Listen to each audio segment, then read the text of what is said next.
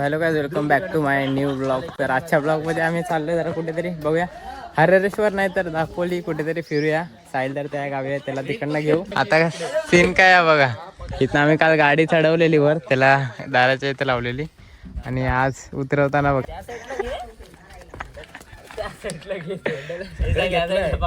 Direct जेवायला. साहिलचे तर खायला आहे, वाढतंय जेवण, निघूया डायरेक्ट.